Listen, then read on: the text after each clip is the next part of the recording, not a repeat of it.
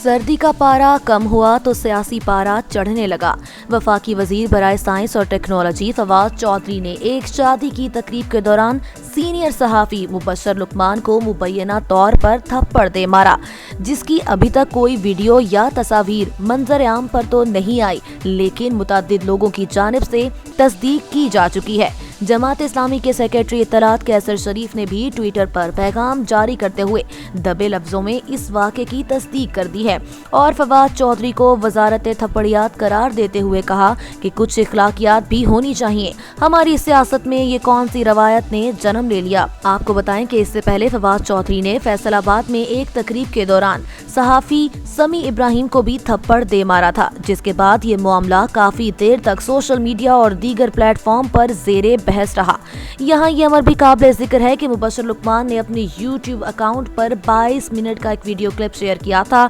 जिसमें गुफ्तगू करते हुए सहाफी ने दावा किया था कि हरीम शाह और संदल खटक के पास मुबैना तौर पर फवाद चौधरी की इखलाक से गिरी हुई एक वीडियो मौजूद है, जिसके बाद फवाद चौधरी खासे सीख पा नजर आए। इस मामले के फौरन बाद फवाद चौधरी ने अपने ट्विटर अकाउंट पर एक ट्वीट किया, जिसमें उन्होंने किसी का नाम तो नहीं लिया, लेकिन उनकी लफाजी बता रही थी कि ये ट्वीट मुबशर लुकमान के लिए है और वो काफी गुस्से में भी थे। अपने पैगाम में फवाद चौधरी का कहना था कि बाज 2 टके के नाम निहाद सहाफी ने अपना YouTube चैनल हिट करवाने का तरीका ये इख्तियार किया कि वुज़रा और बाइज्जत लोगों पर इल्जामात लगाएं, क्योंकि किसी ने कुछ कहना तो है नहीं, इनको हिट्स मिल जाएंगे। ऐसे लोगों की ना अपनी कोई इज्जत होती है और ना वो दूसरे की समझते हैं। फवाद चौधरी की जानिब से मुबशर लुकमान को मुबैना तौर पर थप्पड़ मारे जाने की अफवाह तेजी के साथ सोशल मीडिया पर फैल रही है और लोग इसे रीट्वीट करते भी दिखाई देते हैं।